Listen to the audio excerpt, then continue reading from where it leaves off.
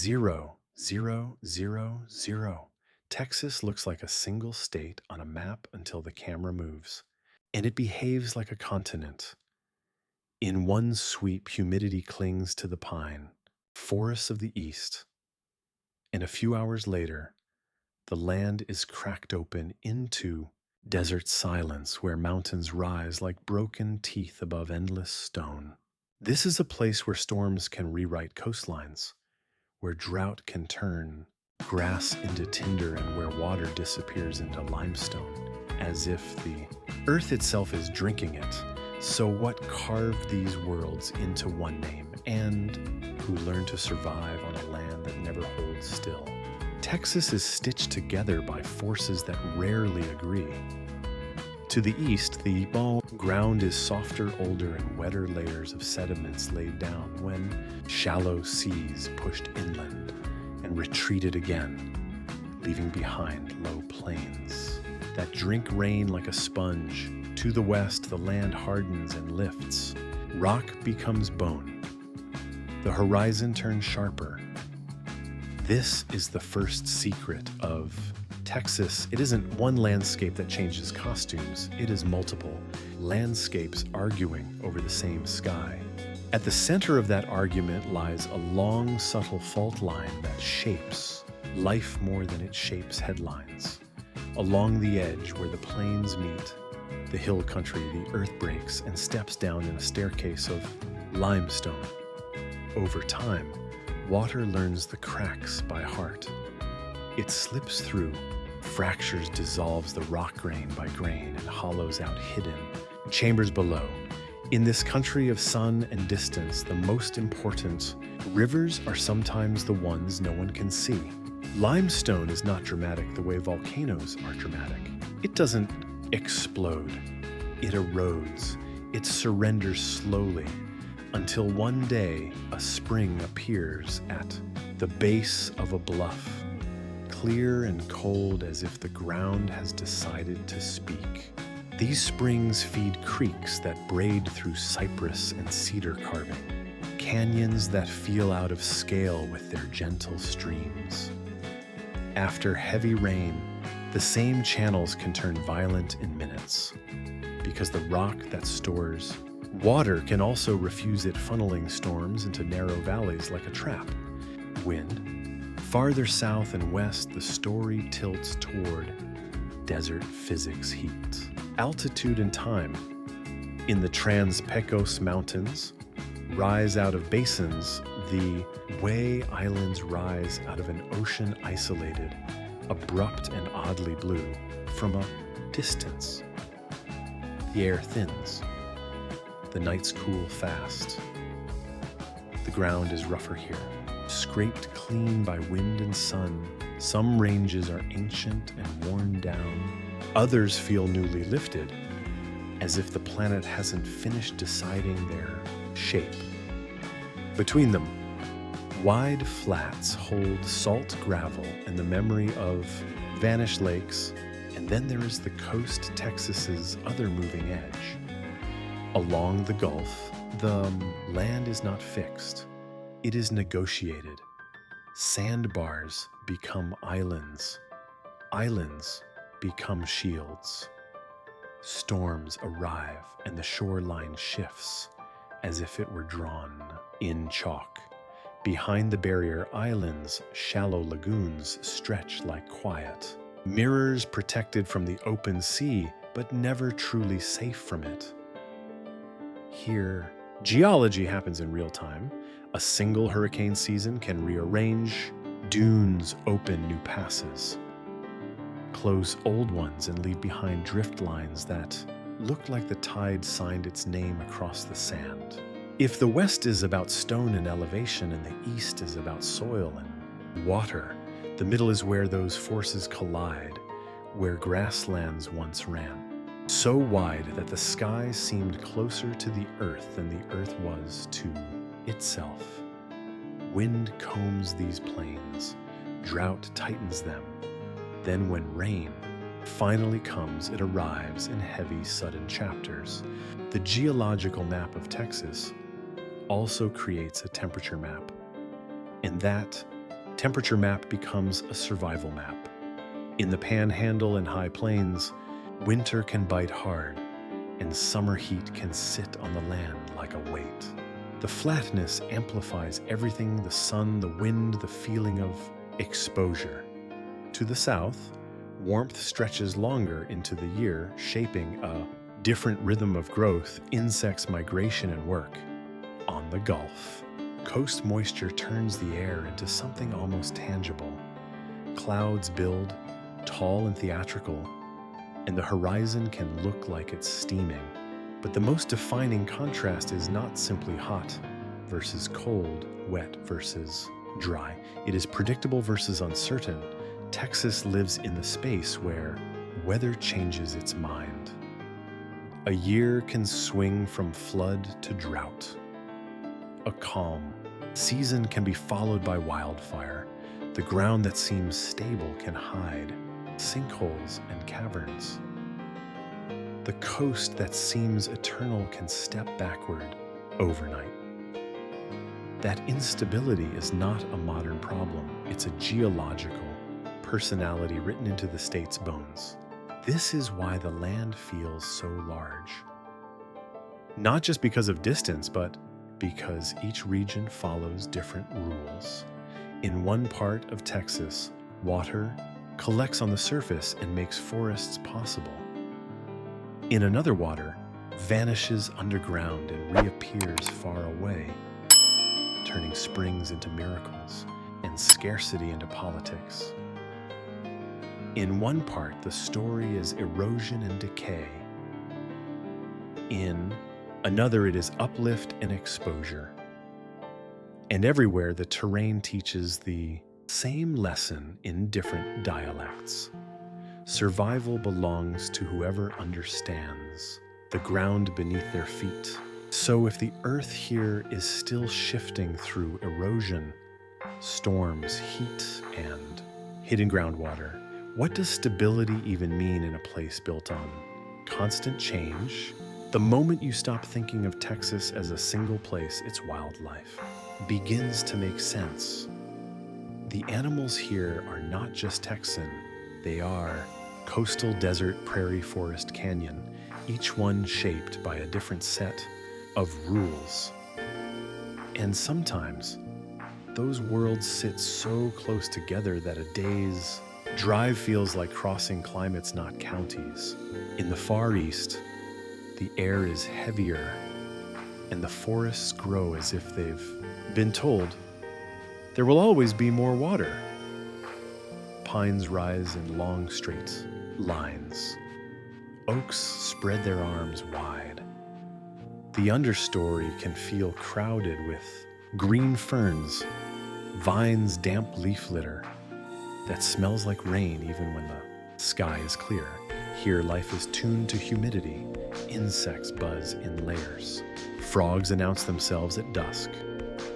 Birds move through the canopy like quick shadows, and the trees hold sound, the way a thick curtain holds light. Then the land opens.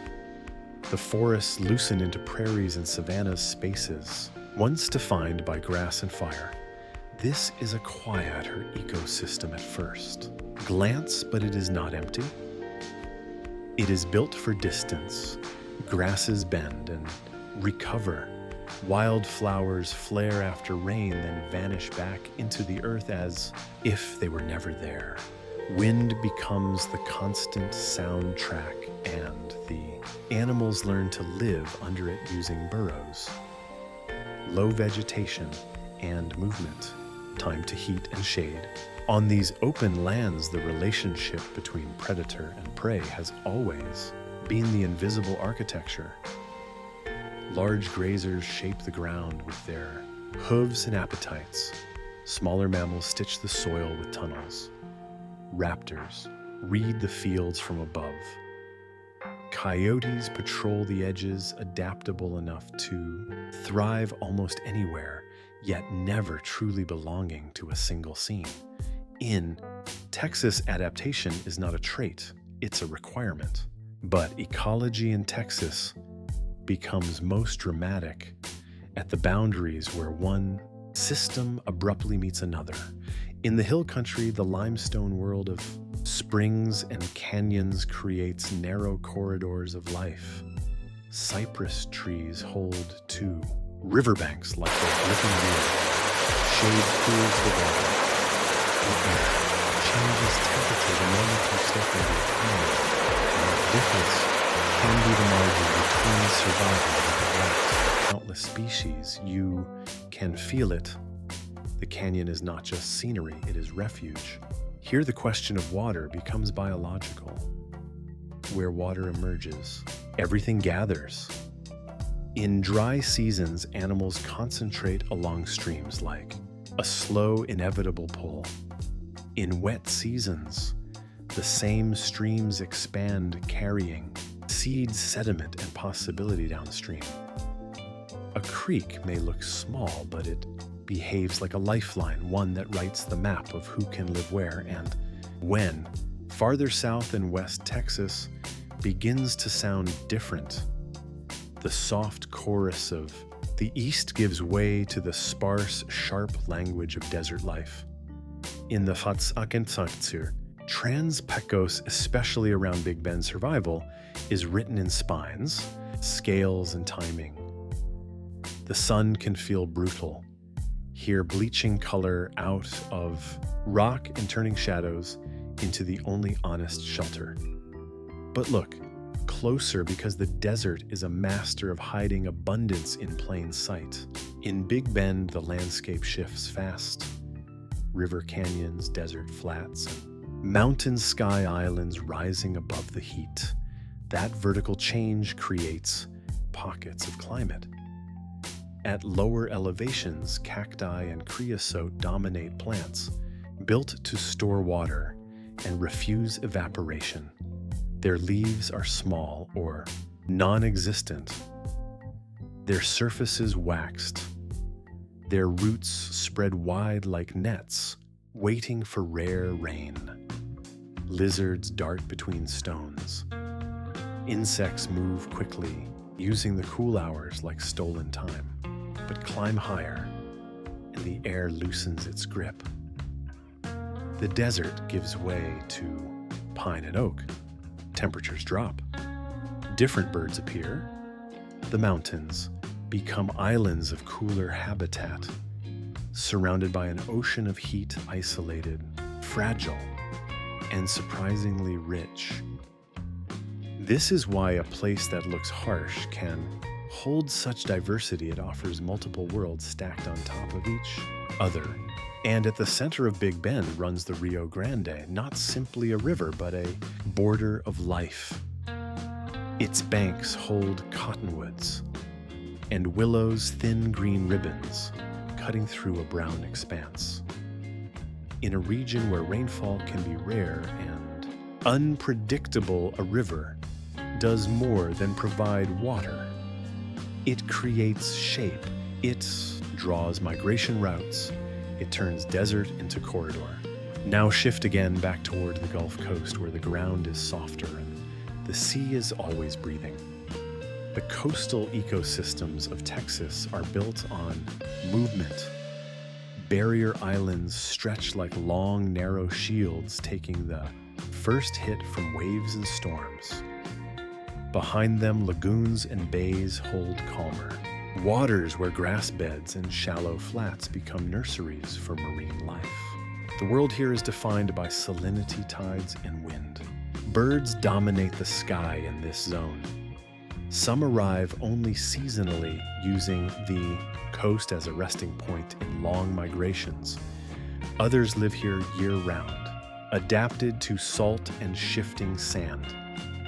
The shoreline is a conveyor belt of food, fish, crustaceans, insects, so life concentrates where the land meets the water. Even the dunes are alive with specialized plants that trap sand, grain by grain, building the island higher while the sea tries to tear it down. This coast is also where you can see Texas's vulnerability most clearly. When storms come, the ecosystem doesn't just weather them, it transforms. Dunes collapse and rebuild.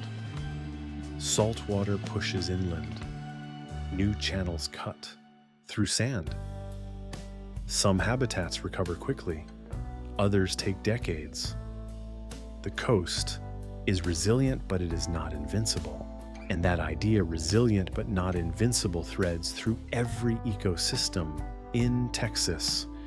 Because biodiversity here is not just a list of species, it is a balancing act constantly renegotiated by heat, water, fire, and human pressure. In the east, more rain can mean thicker forests, but also more storms. In the plains, grass depends on periodic fire and grazing, but both can be disrupted. In the deserts, life depends on timing rain that arrives. Too rarely or too violently can break the rhythm.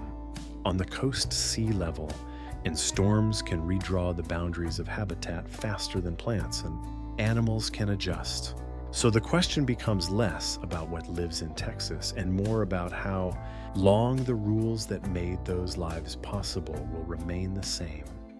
If climate, water, and disturbance are shifting, then which ecosystems will adapt and which will become memories written into old maps and fading photographs?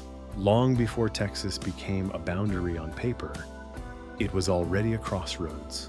In motion of water, roots, seasonal migrations, and human decisions made under hard skies. The first people who lived here didn't settle Texas the way later histories like to frame it. They moved with it, they read it. They learned the language of grass after rain, the taste of wind before a storm, the quiet warning in a river running low. Because Texas is not one environment, early life here was never one story. Along the Gulf Coast, the sea offered food in predictable rhythms: fish, shellfish, birds, and the pulse of tides.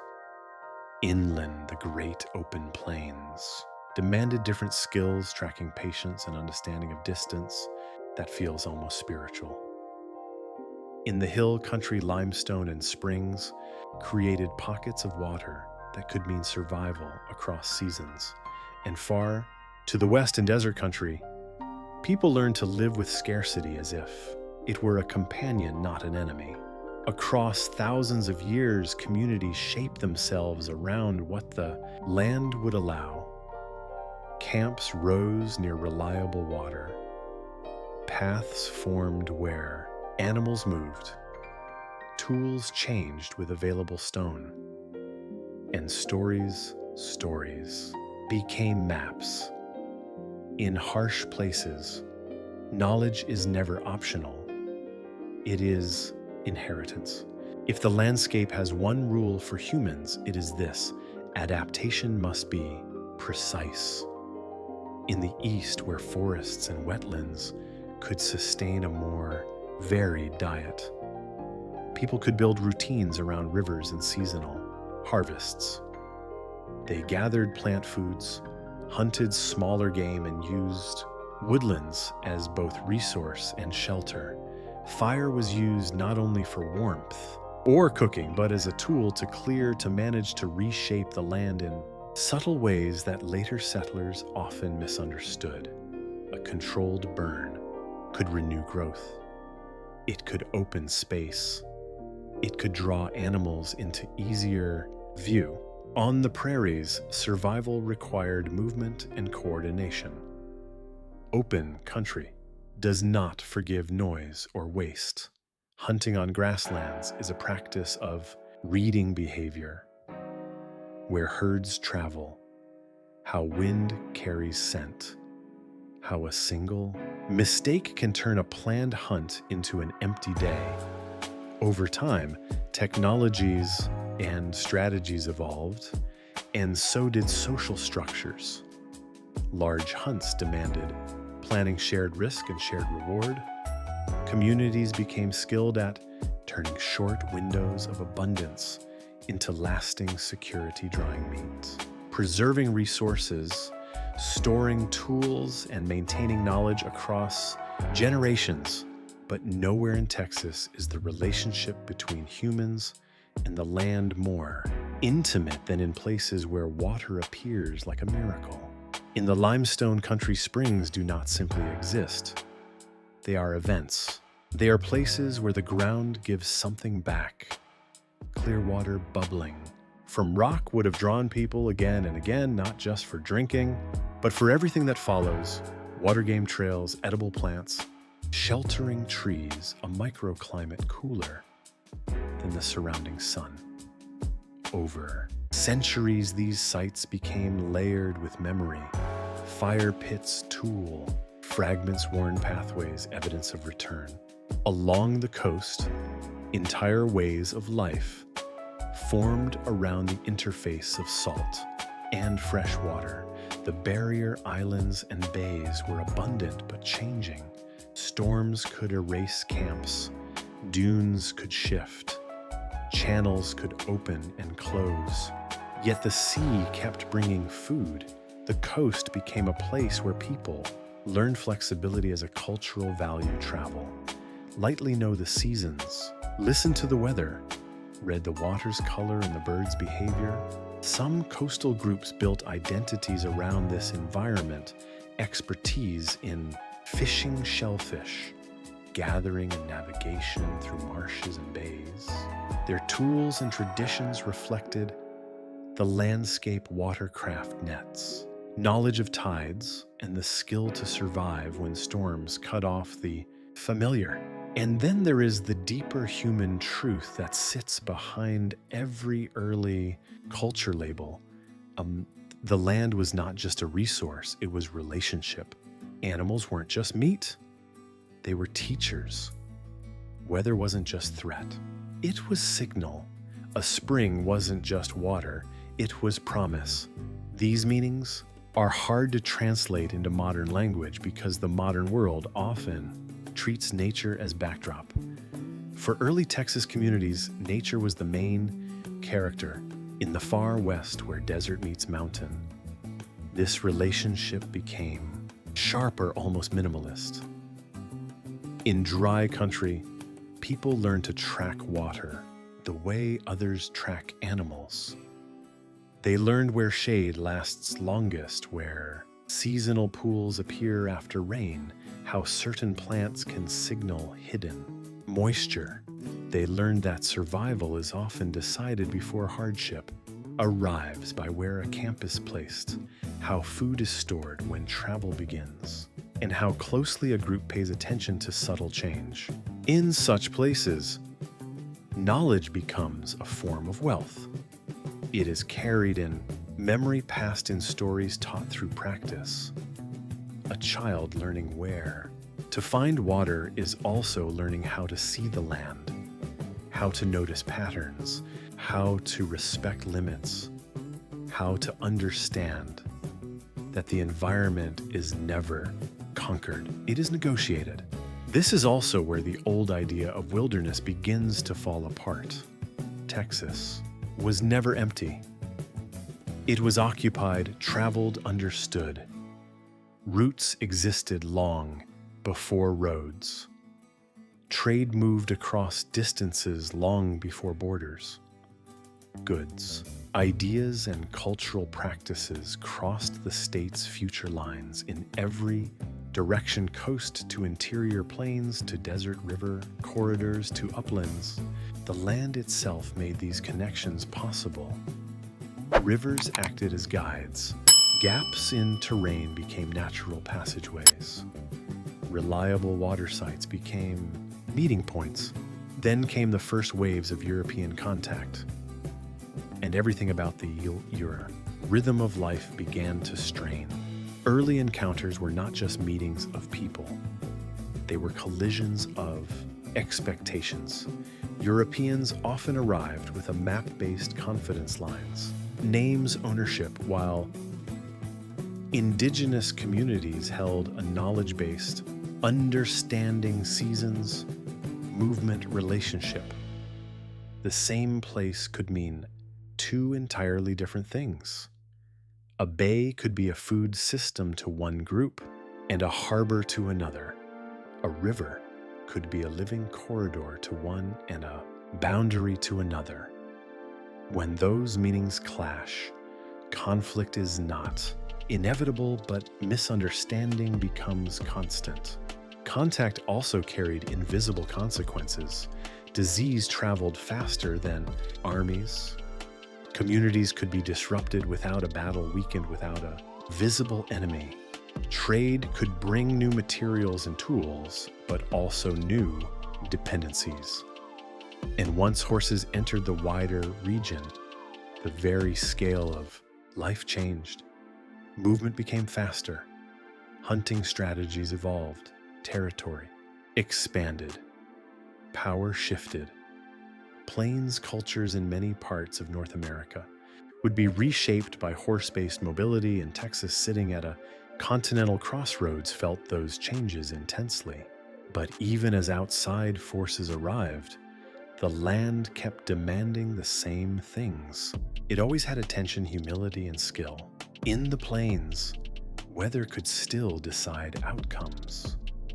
In drought years, resources tightened and conflict over water and food became sharper. In flood years, rivers could cut off routes and isolate communities. On the coast, storms could still erase the physical traces of human presence, even as they could not erase memory. In the West, heat and distance remained stubborn facts. This is why the early human story of Texas should never be told as a simple prelude to modern history. It is not a prologue, it is a deep foundation. It explains the logic of survival that still echoes today, why water matters more than almost anything, why mobility and resilience became cultural strengths, why certain places, springs, river crossings, coastal, bays, mountain passes, carry importance beyond their appearance.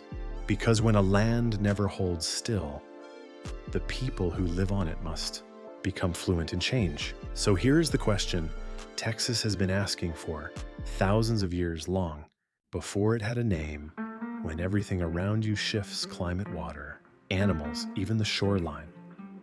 What does it mean to belong to a place?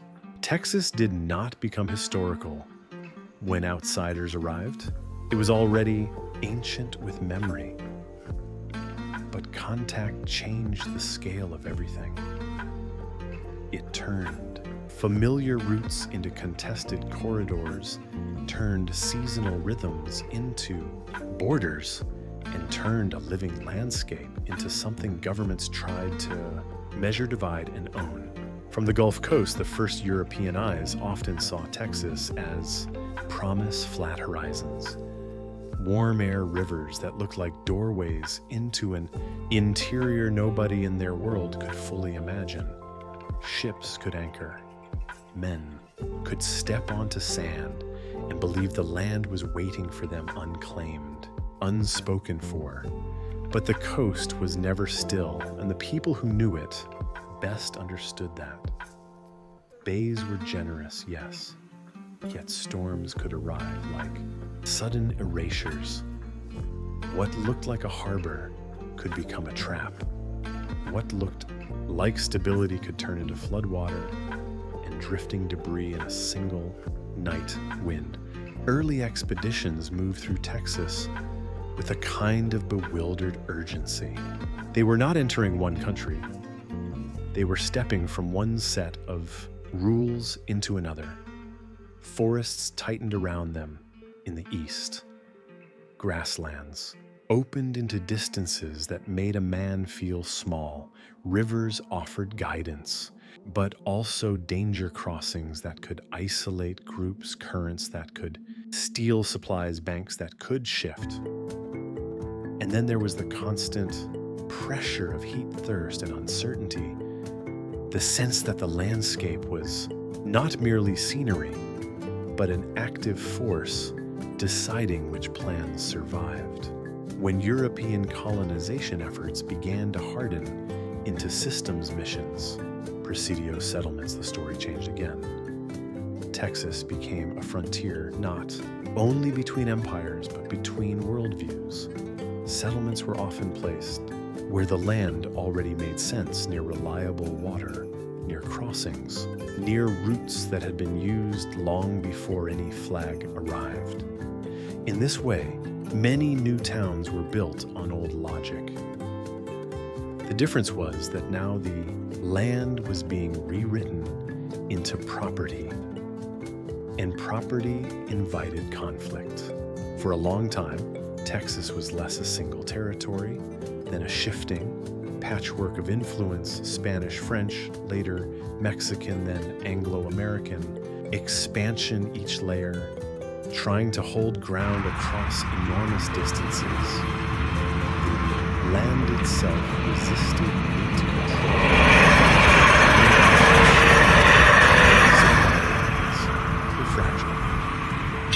A drought could break a settlement as effectively as an attack. A flood could wipe out the certainty of a road.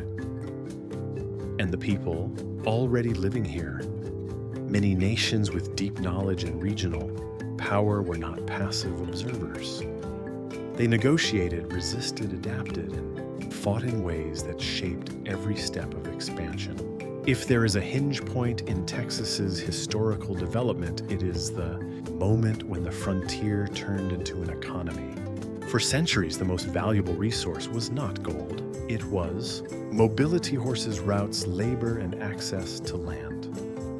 Ranching emerged not just as an industry, but as a way of organizing space. Cattle could move across open ranges, and so could culture. A distinct frontier identity began to form, part necessity, part myth.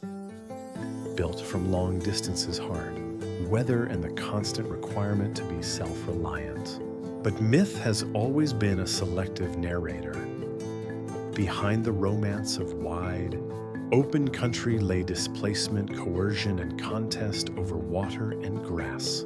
As ranching expanded, so did pressure on indigenous lands and on ecosystems that had been balanced by seasonal movement. Fences, simple lines of wire changed everything. They turned migration into restriction. They turned open land into parcels. They turned conflicts from skirmishes into legal structures enforced by governments and guns. Railroads accelerated this transformation. Steel tracks did what rivers and trails had once done, but faster. They linked distant regions and pulled Texas into national and global markets. Towns rose around depots like sparks catching dry grass. Cattle could be moved and sold at scales that reshaped landscapes. Crops could be shipped. Industry could grow. The frontier began to feel less like the edge of the world and more like a system. Yet every system in Texas still ran on the oldest currency, water. In dry regions, wells and aquifers became the difference between prosperity and abandonment. Towns that found reliable groundwater could expand. Those that did not could fade into dust and silence. Droughts arrived, and they did not negotiate. They emptied rivers, cracked fields, and turned ranching into risk. Floods arrived, two violent chapters that reminded everyone that scarcity and excess are often neighbors in this climate. In the coastal and river regions, ports and trade routes became engines. It's white umadorndoamation. Inland plains agriculture expanded in waves, vulnerable to the same cycles of rain and heat that had always shaped the prairie. In the west, the desert and mountains still resisted large-scale settlement, yet even there, outposts formed around rail stops, mining prospects, and the stubborn human urged to hold a place long enough to name it. Then came the age when Texas began to fuel not just itself, but the modern world. Oil did not simply add wealth. It rewrote identity. It transformed quiet Towns into industrial centers pulled workers in from far away and wrapped the state in a new kind of power, one measured in energy pipelines, refineries, and global markets. The land that had once been defined by cattle and grass became in many places defined by rigs and roads. The boom cycles carried their own drama. Sudden prosperity, sudden collapse, communities swelling and shrinking like lungs. The company town feeling appeared in places where work dictated life, where schedules followed extraction, where danger was part of the job, where money arrived fast. But stability remained uncertain. Environmental consequences followed, sometimes quietly, sometimes catastrophically. Contamination risks habitat, fragmentation air heavy with industrial heat. And yet the same oil-driven economy helped build modern Texas cities, growing upward highways, stretching outward. Cultural influence expanding far beyond state lines. Texas began to feel less like a frontier and more like a center. Still, even as cities rose, the old Texas remained. Underneath them, the limestone that holds water and collapses into caverns, the rivers that swell and withdraw, the coast that shifts, the plains that burn when drought lingers.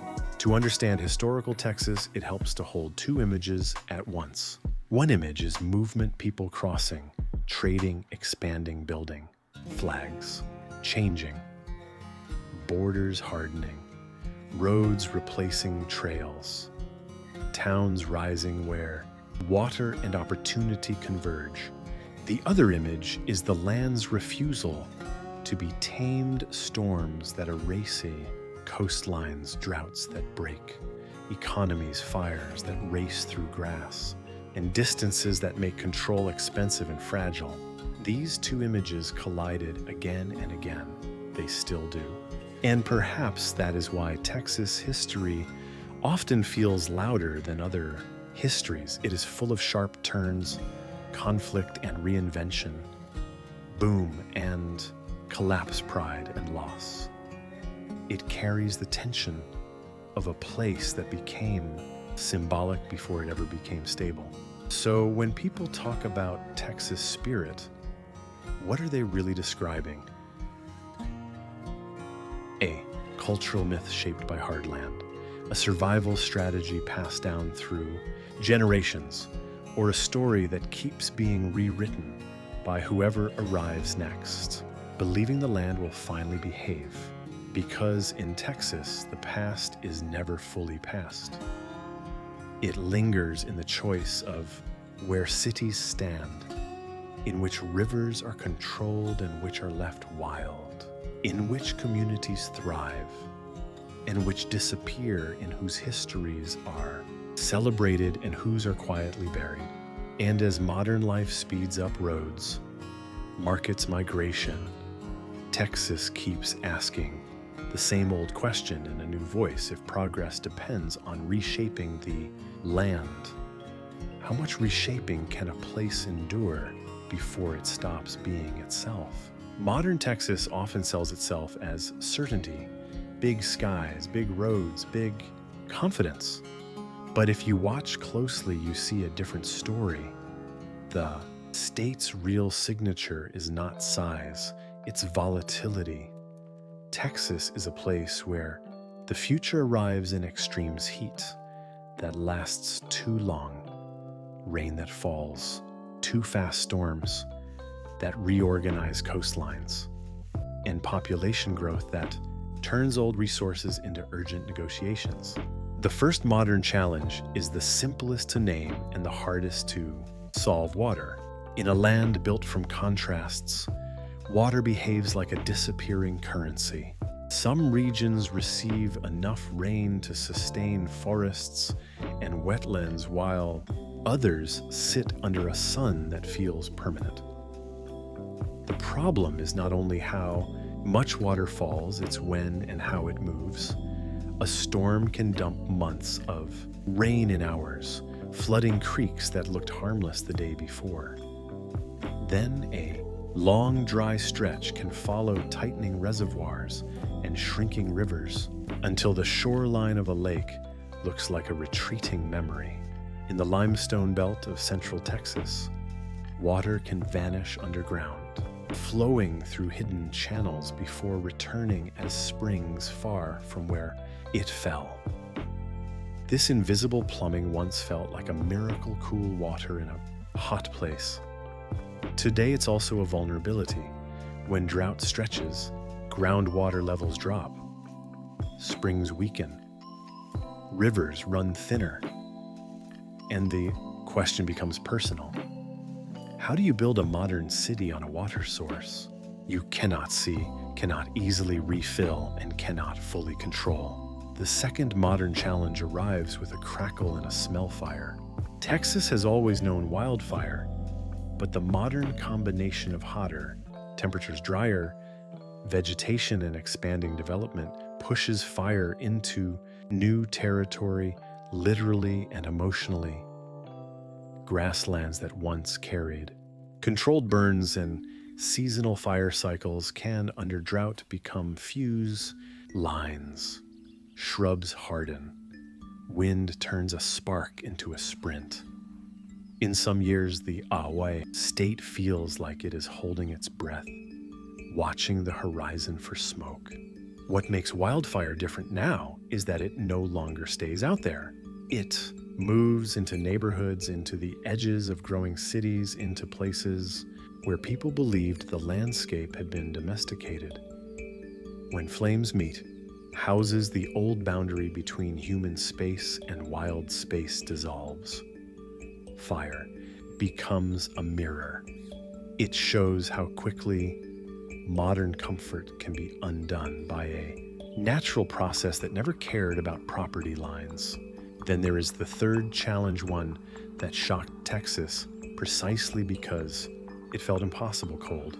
In February 2021, a deep freeze swept across the state and exposed how fragile systems can be when conditions fall outside the expected range. Heat disappeared from homes, water systems strained, electricity failed across wide regions.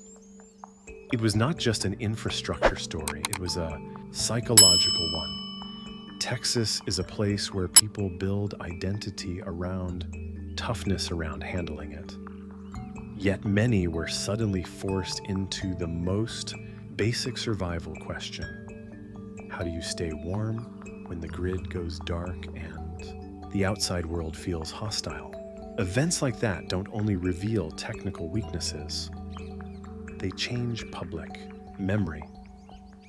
They create a new kind of caution, an awareness that the past rules no longer guarantee the future.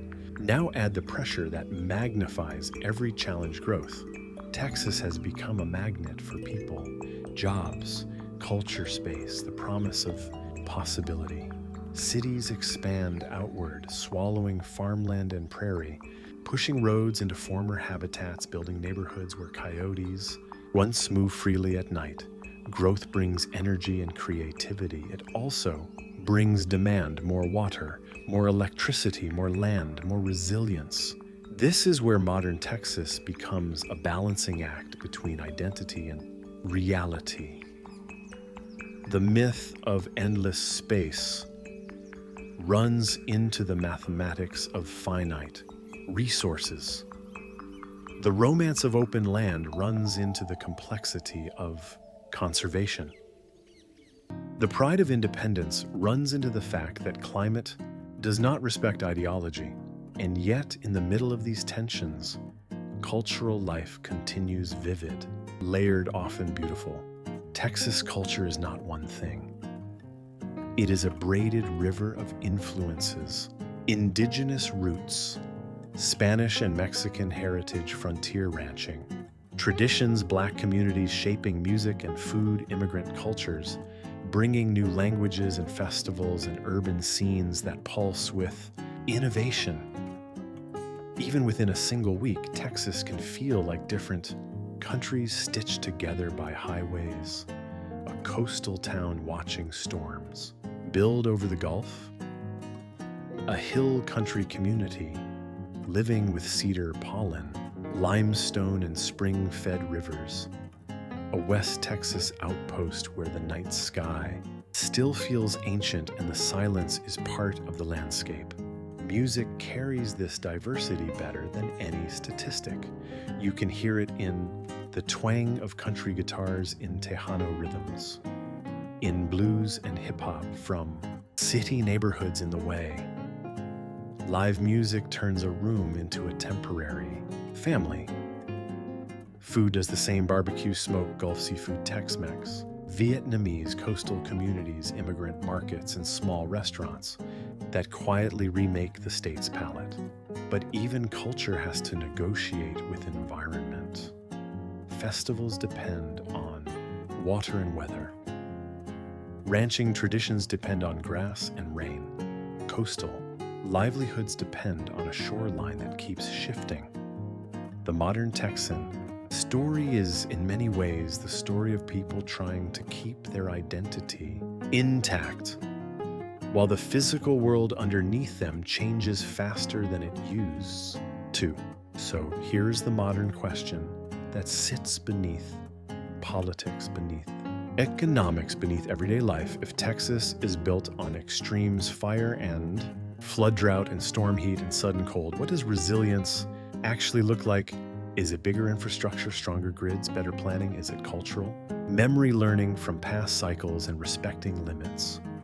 Or is resilience something quieter, communities looking out for each other, conserving water, protecting habitats, and admitting that toughness alone is not a strategy? Because the land that shaped Texas is still shaping it. And the next chapter will be written not only by ambition, but by how honestly Texans face the volatility that has always been there now. Louder, now faster, now harder to ignore. Texas does not end the way many places end. It doesn't taper into a single mood. It remains layered right to the last frame: forest, breath, and desert. Silence, prairie wind, and coastal salt. Limestone springs and wildfire. Smoke.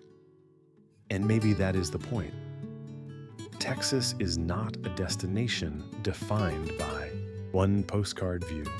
It is a living argument between land and weather, between what humans want to build and what the earth is willing to tolerate. In the beginning, we asked what carved so many worlds into one name. Now, the answer feels clearer and more unsettling. These landscapes were shaped by time and force: seas that advanced and retreated, rivers that rerouted themselves, stone that dissolved from the inside, dunes that migrated like slow-moving animals.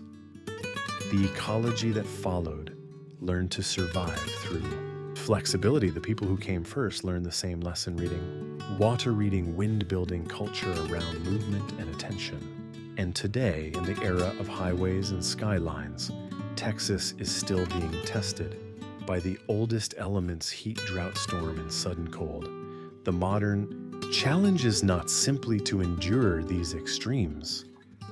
It is to stop pretending they are rare, to plan like they are normal, to treat water as a shared responsibility, fire as a predictable season, coastlines as negotiable, borders and infrastructure as something that must be designed for surprises, not averages. If this film leaves you with anything, let it be this: the edge of the world is not always a remote cliff or an Arctic coastline. Sometimes it is a familiar place pushed into unfamiliar conditions, a home learning new rules. So if you ever travel through Texas, do it with respect for its volatility. Stay on trails and fragile desert soils. Give wildlife space. Learn the stories of the people whose knowledge predates modern borders. Support local conservation and choose tourism that doesn't treat the landscape like a souvenir. And even if you never set foot here, the lesson still applies. The ground beneath us is not static, and the future will reward the places that learn to adapt without erasing what makes them real. Because on a map, Texas is just a shape, but in real life, it is a reminder written in wind and stone that stability is not something we find. It's something we build carefully together.